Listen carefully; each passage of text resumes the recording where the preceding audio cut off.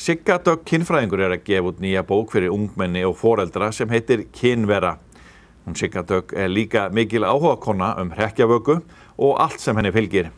Við kíktum í heimsókn til hennar og ræddum hrekkjavökuna og nýju bókina. Hvernig kemur það til að þú ferð að skreyta húsið þitt svolítið svona sérstakann hátt og verður svolítið Halloween-óð kannski, ef maður segja sem svo? Já, kannski fekk ég bara loksins útrás fyrir einhvern sem hafði bara alltaf blundað hana undir niðri. Það allan tilgáta mín. En ég bara mjög hrifin af yfirnáttúrulega og þetta svolítið sú hátíð, einhvern veginn svolítið spooky og draugalegt og yfirnáttúrulegt og allt það.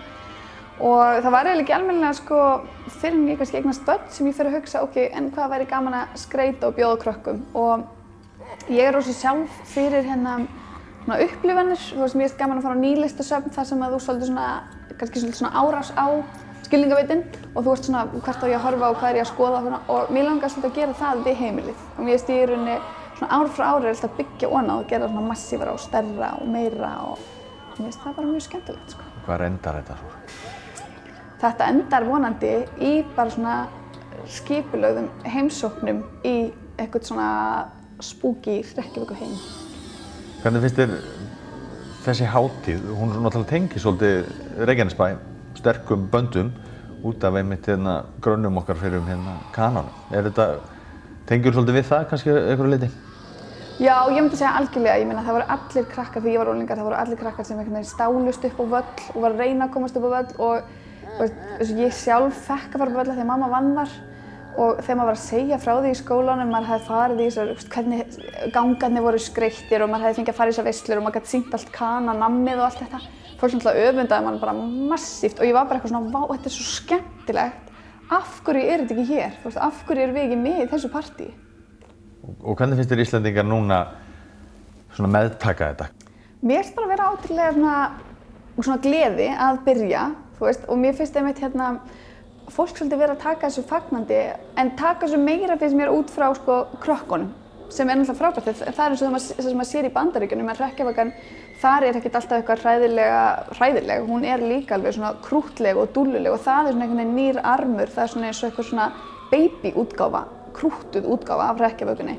Þannig að ég finnst þetta þú ert með börnin, þið langar að gera eitthvað skemmtilegt og það ekki svo páskarnir sé eitthvað, við erum ekkert með kanínur út allt og unga, við skreytum ekkert fyrir það neitt sérstaklega. Þannig að mér finnst þetta bara bæti enn einu við dagatal okkar til að lyfta okkur upp og hafa gaman og stytta kannski aðeins virkur. Svo náttúrulega búningarnir spila stóra rullu í þessu öll saman, þannig að það þykir okkur svolítið skemmtilegt að klæða okkur upp í búninga, þannig að enn einn hátíð sem bætist við þannig þykir okkur ekki leiðilegt, held ég. Nei, ég held ekki heldur og líka bara skólarnir, þetta enn eitt tækifæri til að skreyta skólan, föndra og hafa bara hittast og hafa gaman. Mér finnst það alltaf fínt. Allt öðruvísi en eins og þegar fólk gagnrýnir þetta amerískt og eitthvað svona. Allt öðruvísi en eins og með Valentínsdaginn. Það ekki svona parahittingur. Ef Valentínsdagurinn væri kannski rammað þannig að bara eitthvað pör hittast og hafa gaman saman. Valentínsdagurinn einhvern veginn held ég svolítið dettur niður út af það eitthvað svona, já, þú átt að kaupa eitthvað eða þú átt að gera eitthvað við þessa manneskju því það þín skylda. En hérna í hrekkjavökunni, það snýst ekki eina manneskju, það snýst bara svona stóran hóp, allir með, allir þá gaman. Það er auðvelt einhvern veginn að rífast með því. Og þú sankar þessu að þér hvaðan að eða ekki, þú þarft ekki að kaupa þetta út í búð, þú getur búið til svolítið skreytingarnar og allir taka þátt, ekki satt? Jú, við erum svolítið í því. Við höfum verið að mála fjörugrjót og við reynda að kaupum gras, skerum það út og svo eigum við skreytingar bara ár frá ári þannig að þetta bara byggist upp, byrjaði bara mjög smátt, þá vorum við með klipptum út leðurblökur og svo vorum við með appelsínugulur og hvítar blöðrur og ég teiknaði á blöðrurnar og ég klippti út bara eitthvað hrekkjavaka og hengdi upp og svo hefur þetta bara svona byggst upp á það og mér finnst það ótrúlega skemmtilegt en svo líka fólk gefur mér alls konar. Og það orðið náttúrulega þannig að krakkar eru núna að ganga í hús og við erum svolítið byrjað að taka þetta aðeins lengra, alla leið. Við erum byrjað að greikka það gott í hús og það náttúrulega svolítið traffík fyrir utan hjá þér þegar það í gangi. Jú, það svolítið brjálað þar. Og ég einmitt svolítið hrifin að því að þar tek ég til dæmis algjörlega íslenskuna.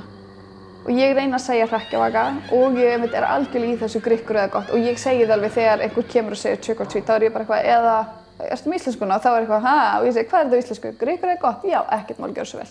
Þannig mér finnst líka að það alltaf í lagi að halda íslenskunni í þessu að mála hafa það, skemmtilegt. Mér langar aðeins að ræða við hérna bókina þína. Já. Þar eru svona viðkvæm mál fyrir unglinga og sérstaklega samskipti kannski foreldra og unglinga, hvernig á að tala kynlíf og hvernig þetta allt saman kviknar. Þannig að náttúrulega tæklar þetta með því að matreiða þetta svona.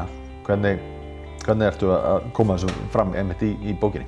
Já, þetta hana Veru og að því þú komst inn á foreldrana, foreldrarnir nefnilega alveg spila hlutverk í bókinni og svona samtöl við foreldra og hvernig við fáum svona upplifun unglingsins á því að vera dónalegur og leiðilegur við foreldrana sína og hugsa og staldra við hugsa með þess að ég kannski vera svolítið ósanngjarn en ég langaði bara, ég nenni ekki að segja fyrirgefið við þig þannig ég ætla bara að skella hurðinni og þú díla bara við það. Þú veist, þannig að við fáum líka svona svolítið þá innsýn og Vera býr ein hjá pabba sínum.